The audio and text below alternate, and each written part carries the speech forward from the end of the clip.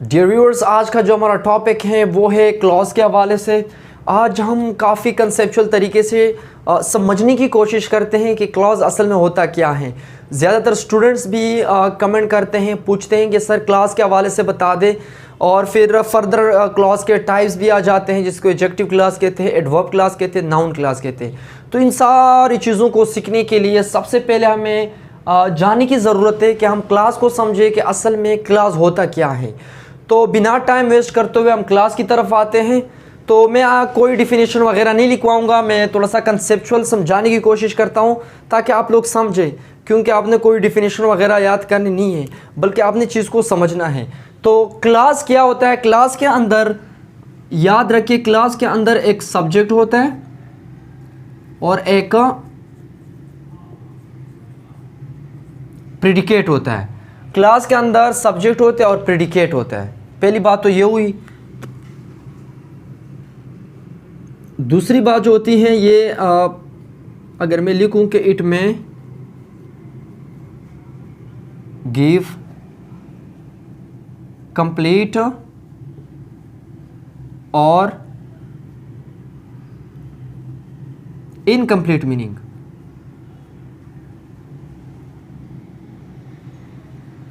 तो यहां पे देखें ना कि सब्जेक्ट होता है, इसके अंदर एक प्रेडिकेट होता है। दूसरी बात मैंने की कि इट में गिव कंप्लीट और इनकम्प्लीट मीनिंग। ये कंप्लीट मीनिंग देता भी है और कंप्लीट मीनिंग देता भी नहीं है। तो आप काफ़ी कंफ्यूज हो रहे होंगे कि ये क्या बात हुई, कंप्लीट मीनिंग देता भी है और देता भी नहीं। तो ये काफ़ी आसान तरीका है, इंशाल्लाह समझाऊंगा बहुत ईजी तरीके से, ये डाउट भी आपका क्लियर हो जाएगा। तो सबसे पहले हम इसको समझें कि सब्जेक्ट और प्रेडिकेट किसे कहते हैं, क्योंकि आपने डिफिनेशन के अंदर भी पढ़ा होगा कि प्रेडिकेट होता है, सब्जेक्ट होता है। तो आज प्रेडिकेट के ऊपर भी थोड़ा सा रोशनी डालता हूं ताकि ये डाउट भी आप लोगों का ख़त्म हो जाए। तो याद रखिए, प्रेडिकेट जो होता है ना, प्रेडिकेट किसी सेंटेंस के अंदर, सेंटेंस का जो स्ट्रक्चर होता है उसके अंदर क्या होता है? एक सब्जेक्ट होता है और एक वर्ब होता है, एक ऑब्जेक्ट होता है। तो सब्जेक्ट, वर्ब, ऑब्जेक्ट। अब इस सब्जेक्ट को छोड़कर वर्ब और ऑब्जेक्ट जो आ जाते हैं, या सिर्फ वर्ब, कुछ वर्ब ऐसे होते हैं जो ट्रांजिटिव होते हैं। ट्रांजिटिव से मुराद के वर्ब भी होता है, ऑब्जेक्ट भी होता है। कुछ वर्ब ऐसे होते हैं जिसको इंट्रांजिटिव कहते हैं, सिर्फ वर्ब होता है, उसको ऑब्जेक्ट की ज़रूरत नहीं होती। तो ये तो वर्ब ही डिसाइड करता है। वर्ब को इसलिए इंग्लिश ग्रामर के अंदर power house of the sentence कहा जाता है कि वर्ब डिसाइड करता है कि ऑब्जेक्ट आए या ना आए, इसलिए ट्रांजिटिव वर्ब और इंट्रांजिटिव वर्ब कहते हैं इसको। तो सिंपल वर्ब भी आ सकता है और वर्ब ऑब्जेक्ट भी आ सकते हैं। तो सब्जेक्ट को छोड़कर वर्ब और ऑब्जेक्ट का जो हिस्सा होगा वो हमारे पास प्रेडिकेट होगा। तो क्लास के अंदर यही होता है, सब्जेक्ट होता है, एक प्रेडिकेट होता है।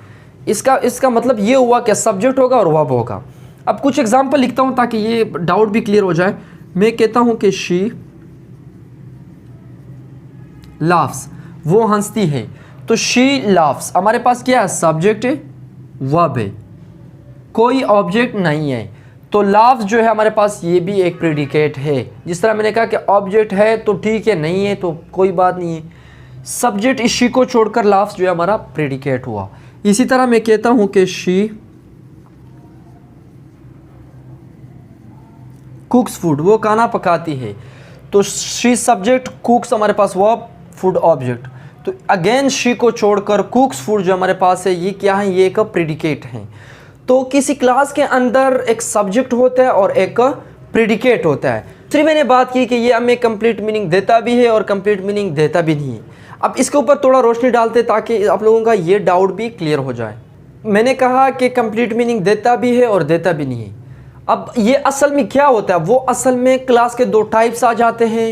एक को कहते हैं डिपेंडेंट, एक को कहते हैं डिपेंडेंट क्लॉज। डिपेंडेंट क्लॉज का मतलब है जो दूसरों के ऊपर डिपेंडेंट होगा।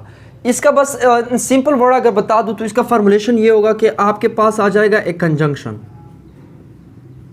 कंजंक्शन होगा, उसके बाद होगा सब्जेक्ट, उसके बाद होगा वर्ब, उसके बाद अगर कुछ और वर्ड है तो ठीक है, अगर नहीं है कोई बात नहीं है।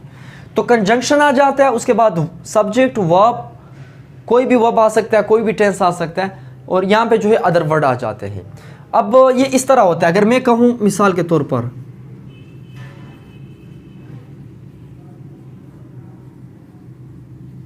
इफ़ यू वर्क हार्ड, अगर आप मेहनत करते हैं तो इस सेंटेंस के अंदर अगर आप मेहनत करते हैं तो कोई मीनिंग हमें नहीं मिल रहा, कहीं ना कहीं इसको किसी और चीज़ की ज़रूरत है, तो इसलिए इसको डिपेंडेंट कहते हैं।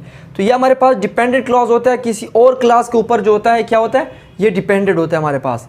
तो यहाँ पे देखिए इफ़ हमने कंजंक्शन इस्तेमाल किया, ये हमारे पास सब्जेक्ट है, वर्क जो है हमारे पास वर्ब है, और ये कोई अदर वर्ड है हमारे पास। तो इफ़ यू वर्क हार्ड, अगर आप मेहनत करते, तो अगर आप मेहनत करते तो क्या है, तो कोई मीनिंग हमें नहीं दे रहा।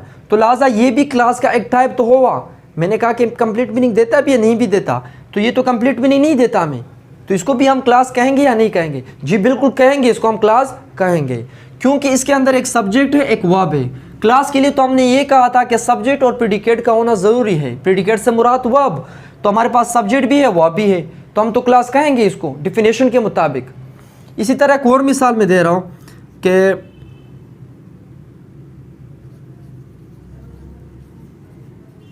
Therefore I could not come, इसलिए मैं ना आ सका। तो किस लिए आप ना आ सके?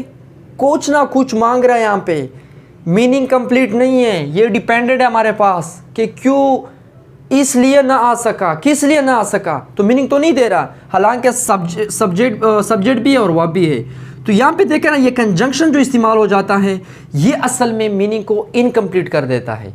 तो ये हमारे पास हुआ, और भी कंजंक्शन आ जाता है, if, therefore, unless, until, since, because, और भी बहुत सारे ऐसे कंजंक्शन है, ये WH वाले जो आ जाते हैं।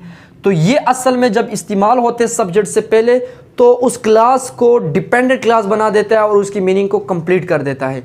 अब आते हैं इंडिपेंडेंट क्लॉज की तरफ। एक और क्लास की टाइप है जिसको कहते हैं इंडिपेंडेंट क्लॉज। दूसरा जो टाइप होगा वो क्या था, वो होगा इंडिपेंडेंट क्लॉज। इंडिपेंडेंट क्लॉज एक था डिपेंडेंट जो किसी और चीज की जरूरत होती है उनको, एक होता है इंडिपेंडेंट, किसी भी चीज की जरूरत नहीं है, बिल्कुल आजाद होता है, कोई किसी और के ऊपर डिपेंडेंट नहीं होता। तो इसका फॉर्मुलेशन क्या होता है, इसके अंदर सब्जेक्ट होता है, वर्ब होता है, ऑब्जेक्ट या अदर वर्ड आ भी सकते नहीं भी आ सकते, तो सब्जेक्ट वर्ब होते हैं इसके अंदर।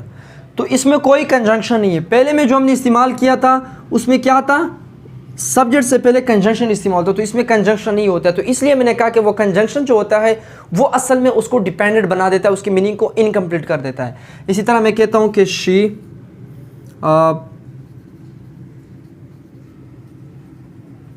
वर्क्स हार्ड, वो मेहनत करती है, मीनिंग तो मिल रहा है हमें, वो मेहनत करती हैं। अगर मैं इसके साथ इफ़ लगाऊं कि इफ़ शी वर्क्स हार्ड, अगर वो मेहनत करती, तो अब तो मीनिंग कंप्लीट नहीं हो रहा है। अनटिल शी वर्क्स हार्ड, जब तक वो मेहनत नहीं करती, तो कोई मीनिंग वहाँ पे मीनिंग कंप्लीट नहीं होता है, इसलिए वो कंजंक्शन मतलब ख़तरनाक चीज़ है, उस मीनिंग को थोड़ा सा वो कर देता है। She works hard. इसी तरह ही वोन द गेम, उसने गेम जीता, ही वोन द गेम, उसने मैच जीता। तो सब्जेक्ट वर्ब, सिंपल सी बात है। तो ये था थोड़ा सा क्लास के हवाले से कि डिपेंडेंट क्लॉज और इंडिपेंडेंट क्या होता है, और क्लास क्या होता है, सब्जेक्ट क्या होता है, और प्रेडिकेट क्या होता है। मेरे ख्याल से यहाँ तक आप लोगों ने कुछ ना कुछ सीखा होगा। कमेंट सेक्शन में ज़रूर बता दें मुझे, ताकि मुझे पता चले कि आप लोगों ने कितना कुछ सीखा इससे। तो नेक्स्ट जो क्लास होगी उसके अंदर हम टाइप्स ऑफ क्लास को डिस्कस करेंगे कि नाउन क्लास, एडजेक्टिव क्लास और एडवर्ब क्लास क्या है। तो बस आज के लिए इतना ही, मिलता है अगले लेक्चर में। टिल देन टेक केयर, अल्लाह हाफिज़, थैंक यू सो मच।